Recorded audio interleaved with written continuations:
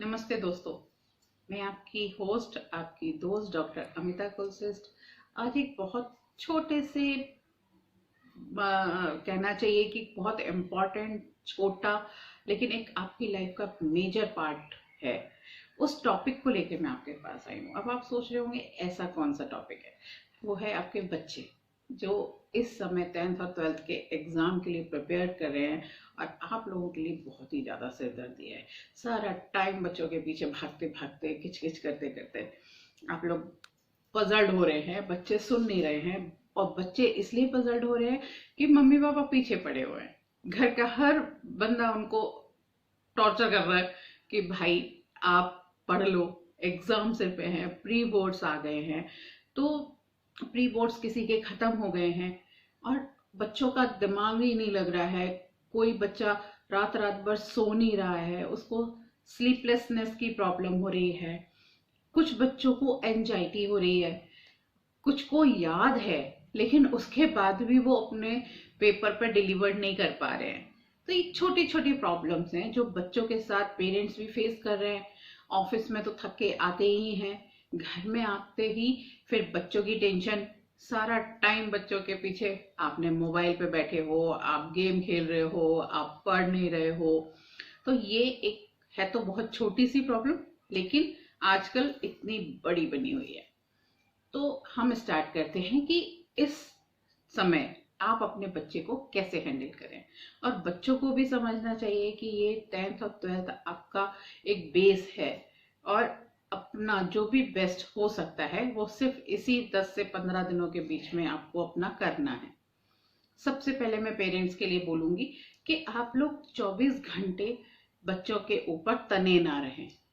बच्चों को आधा घंटे 1 घंटे आप अपने बच्चे को पहले पहचानिए कि वो किस तरह से स्टडी करता है। आज तक आपने कभी ध्यान ही नहीं दिया होगा कि उसकी मेमोरी, उसकी ग्रास्पिंग पावर किस तरह की है। आप उसको ध्यान में रखते हुए अपने बच्चे के लिए फिर डिसाइड कीजिए कि कितनी देर उसको कौन सा सब्जेक्ट करना है, किस सब्जेक्ट में वो वीक है और किस सब्जेक्ट में उसको कम टाइम देना है। या ओवरऑल अगर सारे सब्जेक्ट हैं तो आप उसके साथ वन बाई वन एक एक चैप्टर को मत रिवाइज करवाइए। आप मोटा मोटा देखिए कि पेपर का पैटर्न कैसा आता है और किस चैप्टर से ज्यादा क्वेश्चंस आते हैं, किस टाइप के क्वेश्चंस आप उनको करने के लिए दे रहे हैं। वैसे तो आजकल सारे ट्यूशंस पे जाते हैं और उनके ट्यूशंस पे सब इतना ध्यान रखते हैं, लेकिन उसके बाद भी आप लोग भी अपने बच्चे की मेमोरी, स्टेमिना, अपने बच्चे का लिखने का फ्लो, हर चीज को आप देखिए और उनको समझाइए छोटी छोटी चीजें कि किस तरह से वो पेपर में लिखें। कितना टाइम स्लॉट वो उन चीजों पे स्पेंड करे। अगर मान लीजिए कोई एक सवाल नहीं आ रहा, उसको छोड़ने के लिए बोल दीजिए, उसके नेक्स्ट वाला अटेम्प्ट कर ले। क्योंकि अगर वो एक ही सवाल पे या एक ही क्वेश्चन पे स्टक हो जाएगा तो वो परेशान हो जाएगा और उसके बाकी के जो आते हुए भी चीजें हैं वो छूट जाएंगी। जरूरी नहीं है कि क्वेश्चन पेपर 1 2 3 4 से ही स्टार्ट किया जाए। जब आप अपने बच्चे को समझाएंगे कि उसको जो सबसे पहले क्वेश्चन आ रहा है वो क्वेश्चन नंबर लिखे, आंसर उसका लिख दे, देन उसके बाद आगे बढ़े और पेपर पर टिक करते जाएं कि ये क्वेश्चन मेरे से हो गया है। ये छोटी छोटी बातें। अभी बच्चों पे गुस्सा करने का टाइम नहीं है। बच्चों को ट्रिक समझाइए, उनको ये बताइए कि ये पेपर तुम्हारे अकॉर्डिंग इस तरह से करना चाहिए। सबसे पहले तो आपको अपने आप को कूल करना है। जब आप ही इतने हाइप पर रहेंगे तो फिर आप अपने बच्चों को कितना हाई पिच पे ले जाके समझाना स्टार्ट करेंगे। तो आप उन पे दिन रात चिल्लाइए मत, वो फिर और ज्यादा जिद्दी होते हैं। अब बच्चों के लिए मैं ये कहूंगी कि आप उनको उनके रूम में पढ़ने के लिए एक जो एटमॉस्फेयर देते हो उसमें आप अच्छा सा कोई एसेंस जो उनके माइंड को ठंडा रखे, उनकी मेमोरीज को अच्छा डेवलप करे, उस तरह की कोई फ्रेग्रेंस उनके रूम में जलाइए। मोस्टली बच्चों को जो उनके माइंड को, उनके दिमाग को कूल करता है, या तो रोज पेटल्स आप डाल दीजिए, या जैस्मिन के फ्लावर्स आप रख दीजिए, या उनके स्प्रे कर दीजिए, ठीक है। या फिर डिफ्यूजर्स आते हैं आजकल, बहुत अच्छे अच्छे डिफ्यूजर्स आते हैं। बच्चों को पढ़ते पढ़ते चक्कर बहुत आता है कि सडनली आधा घंटे पढ़ लिया, मेरा सिर घूम रहा है, मेरा चक्कर आ रहा है। हम सोचते हैं कि बच्चे नाटक कर रहे हैं, लेकिन ऐसा नहीं है। क्या होता है कि जब आप बुक ले रहे हैं, यूं पढ़ रहा है बच्चा एकदम बैंड होके, पूरा नेक से इस तरह से बैंड हो रहा है, तो यहाँ पे हमारा जो पोस्चर है वो बिगड़ रहा है। या बच्चा लेट के आधा लेटा आधा बैठा पढ़ रहा है, तो बच्चों को भी यही बोलूंगी, एक प्रॉपर सिटिंग अरेंजमेंट आप अपने लिए करिए, जिससे कि आपकी स्पाइनल सीधी रहे और आप अपने आई लेवल पे आपको ज्यादा नेक बैंड ना करनी पड़े, तब आप पढ़ाई कीजिए। आधा लेटा आधा बैठा होने से क्या, आपका ब्लड सर्कुलेशन बीच में से ब्रेक होता है और आपको सडनली, आप जैसे भी टिल्ट होते हो या सडनली उठते हो तो चक्कर आता है। तो आपको उन चीजों का ध्यान रखना है। बीच बीच में थोड़ा थोड़ा जूस या कोई फ्रूट आपको 5 मिनट का ब्रेक लेके ले लेना चाहिए, जिससे कि हैवी खाना खाने से आपको नींद आएगी, और वो अवॉइड कीजिए। आप छोटे छोटे मील लीजिए, जिससे कि आपको आधा घंटे 1 घंटे बाद आपको कुछ मंचिंग करने के लिए मन करे तो वो आप कीजिए।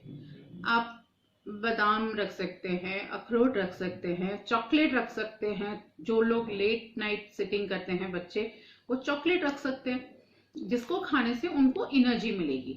कॉफी पी सकते हैं, तो आप दूध में कॉफी डाल के ले लीजिए, वो आपके अंदर से एनर्जी आपको दे देगा। तो आप अपनी बॉडी को बहुत ज्यादा टायर्ड मत कीजिए, छोटे छोटे मील्स आप लीजिए। अगर आपको सफोकेशन फील हो रही है तो आप बालकनी में या ग्राउंड में जाके डीप ब्रीथ लीजिए 5 to 10 टाइम। और डीप ब्रीथ लेने का एक बेटर तरीका है जो आपकी बॉडी को बहुत जल्दी अच्छी ऑक्सीजन देता है, आपको सिप करके लेना है। आप ये सोचिए कि आपको स्ट्रॉ से एयर को अंदर लेना है। जैसे ये स्ट्रॉ है, आपने मुंह में लगाया, स्लोली स्लोली इन और स्लोली स्लोली आउट। आपने जितना अपना स्टमक तक फील करके ले सकते हो, आपके स्टमक को फिल करना है पूरा। तो धीरे धीरे लेंथ और डीप ब्रीथ लेनी है जो आपके पेट तक जाए। ऐसे स्टमक अप हुआ, ये एक्सरसाइज आप बैठ के कर सकते हैं, लेके कर सकते हैं, बाहर बालकनी में खड़े होके कर सकते हैं, जिससे कि आप जो ऑक्सीजन अंदर ले रहे हैं वो आपकी पूरी बॉडी में सर्कुलेट कर पाए और आप एकदम से फ्रेश हो जाएं और आपको मेमोरी धीरे धीरे धीरे धीरे शार्प हो जाएगी। आप ओम चैंटिंग कर सकते हैं, ज्यादा देर के लिए नहीं करना है, सिर्फ 5 मिनट के लिए करना है, या हार्डली 11 टाइम आप ओम चैंटिंग कीजिए। ये बच्चों की मेमोरी को बढ़ाने में बहुत हेल्प करता है। और आप उसको, जो आपने याद किया है ना, आप उसको काफी देर तक रख सकते हैं। जिनको भूलने की बीमारी है वो भांवरी प्राणायाम करें या गुंजन करें भमरी की तरह। इस तरह से करने से आपके माइंड में जो एक वाइब्रेशंस पैदा होती हैं वो आपकी माइंड को रिलैक्स करती हैं और आपको याद रखने में आपकी हेल्प करेंगी। तो ये 2-3 चीजें हैं जो बच्चे खुद से भी कर सकते हैं और उनके पेरेंट्स या गार्जियन उनको गाइड कर सकते हैं कि इस तरह से अगर आप करोगे तो आप एग्जाम में बेटर रिजल्ट लेके आ पाओगे। कई बच्चे पढ़ते बहुत अच्छा हैं लेकिन एग्जाम में वो अपना 100% डिलीवर नहीं कर सकते, पैनिक हो जाते हैं, क्वेश्चन देख के घबरा जाते हैं, एकदम ब्लैंक हो जाता है। उस समय भी ये जो 5 टाइम डीप ब्रीथ है वो आप वहां बैठे बैठे ले लीजिए, तो आप एकदम से रिलैक्स हो जाएंगे। आपका जो पैनिक अटैक है वो इमीडिएट कंट्रोल होगा और उसकी वजह से आप आराम से अपने आगे का पेपर कर पाएंगे। पैनिक होने की जरूरत नहीं है, टेंस होने की जरूरत नहीं है। अब इस समय जो भी आपको याद है उसको प्लानिंग के साथ आप रिवाइज कीजिए। जो चीजें हैं आप एक शॉर्ट नोट बना लीजिए खुद से, पेरेंट्स के कहने से या आपके टीचर्स के कहने पे आप जो कर रहे हैं वो तो बहुत अच्छा है, लेकिन आपको खुद को ये सोचना है कि जो मैंने पॉइंटर्स लिखे हैं मैं उन टॉपिक्स में कितना ज्यादा स्ट्रांग हूं। तो वो एक एक्सरसाइज आप लिख के करोगे तो आप बेटर रिजल्ट दे सकते हो। आप आगे के लिए पेरेंट्स से मैं यही बोलती हूँ कि आप बच्चों को ये देखिए कि वो सुबह जल्दी उठ के पढ़ सकता है या रात में बच्चा पढ़ सकता है। बच्चे के पास मोबाइल अगर है तो आप डेटा ऑफ नहीं कर सकते, क्योंकि आधे से ज्यादा चीजें या तो लैपटॉप पे हैं या मोबाइल में हैं। पर आप उनके साथ बैठ तो सकते हैं कि आप मोस्टली पेरेंट्स ये बोलते हैं कि हम हटे और ये गेम्स खेलने लगता है या कुछ करने लगता है। तो कोशिश कीजिए कि आप लैपटॉप में डाउनलोड कर दीजिए। डाउनलोड करने के बाद आप उसको डेटा ऑफ कर दीजिए। जब डेटा आप ऑफ कर देंगे तो फिर कहाँ से वो ऑनलाइन कुछ देख पाएगा या खेल पाएगा। तो थोड़ा उस पे चिल्लाने की जगह आप अपने बच्चे के लिए प्लानिंग कर सकते हैं।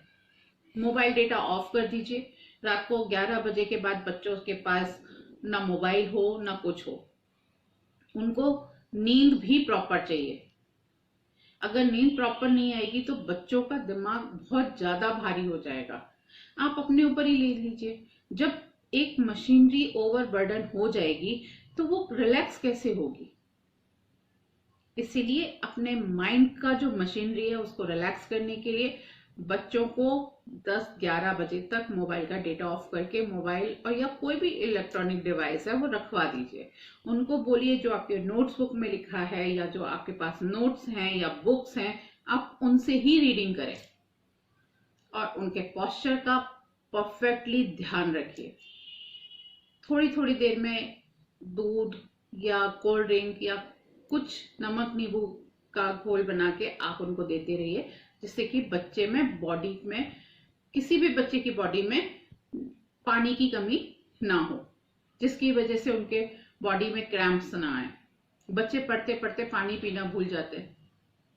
तो इन चीजों का आप लोग भी ध्यान रखिए और सारे बच्चों को मेरी तरफ से गुड लक। और मैं उम्मीद करती हूँ कि मैंने जो ये टिप्स दी हैं आप सबको बहुत ज्यादा हेल्पफुल लगे और आपके रिजल्ट्स बहुत अच्छे हैं। मैं अपना नेक्स्ट वीडियो आपको जल्दी ही डिलीवर करूंगी। तब तक मेरे इस वीडियो को लाइक और सब्सक्राइब जरूर कीजिए। नमस्कार।